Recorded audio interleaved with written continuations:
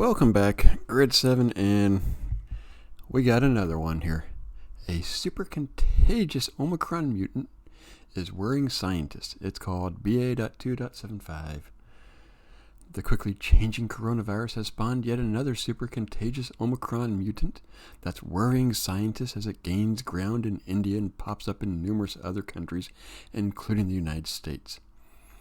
Scientists say the variant, called BA.2.75, may be able to spread rapidly and get around immunity from vaccines and previous infection.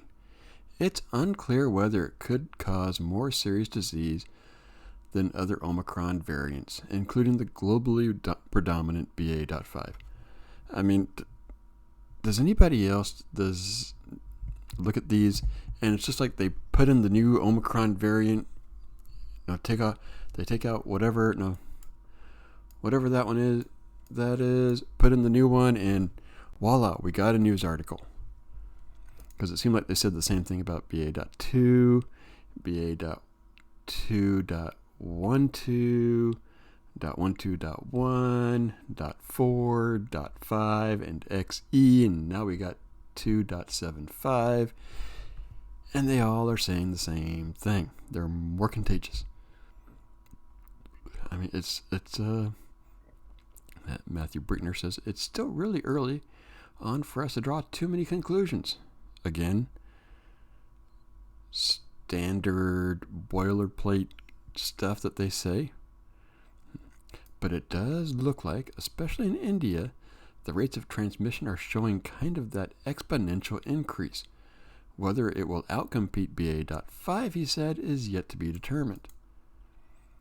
Still, the fact that it's already been detected in many parts of the world, even with lower levels of viral surveillance, is an early indication it is spreading, says Sishu Luo, head of the infectious disease for Helix, a company that supplies viral sequencing information to the U.S. Centers for the CDC.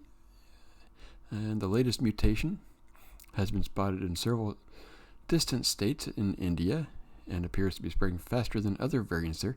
I just read a report where it was at 50%. It was the big one, and they weren't sure if it was outcompeting BA.5 or just will it hit a wall with BA.5. They don't know yet. It's also been detected in about 10 other countries, including Australia, Germany, the United Kingdom, and Canada. 2 cases were recently identified in the west coast of the U.S., and Helix identified a 3rd case in the U.S. last week. Fueling experts' concerns are a large number of mutations separating this new variant from Omicron predecessors.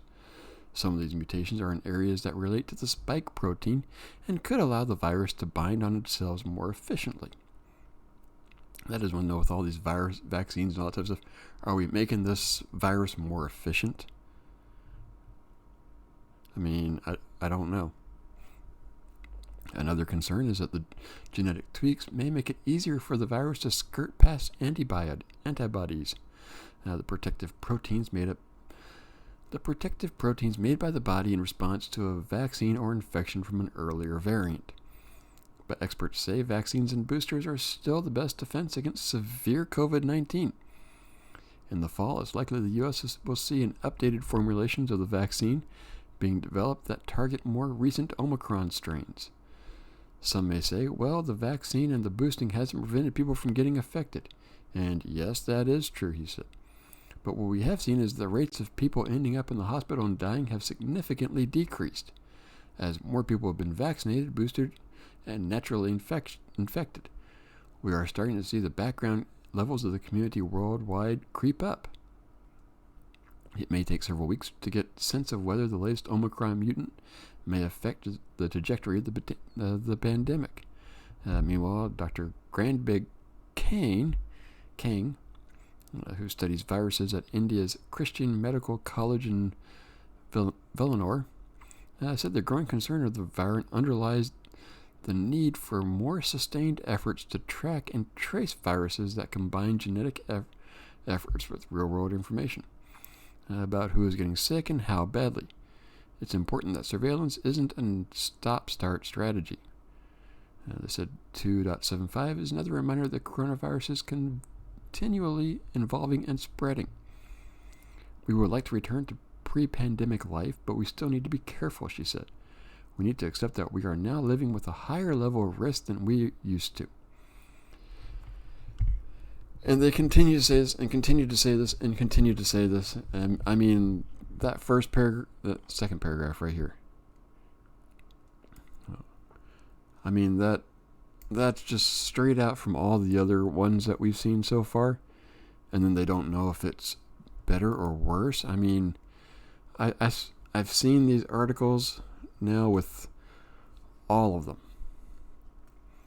It looks like XE didn't do anything. Looks like .4 probably won't do anything. It looks like .12.1, 12.12 probably aren't going to do anything either. They were hyped up and went away, and looks like 5 has taken over. And we don't know about the 2.75 here. I did hear one area say that there were up to 9 changes with this one in terms of the spike proteins. I don't know. It just seems like they're trying to keep it going and fear mongering, and it's almost like the media really wants another variant to be very deadly. Of course, at the same time, bad news gets clicks, so you don't have to click time. I did it for you. Let me know what you think. Is it so much repeating that they've repeated so much that you're just kind of tuning out now with it? It's like, oh, okay. Another one. And another one. And another one. Let me know what you think. Grid 7, YouTube, come on over to Rumble, and I'll see you next video.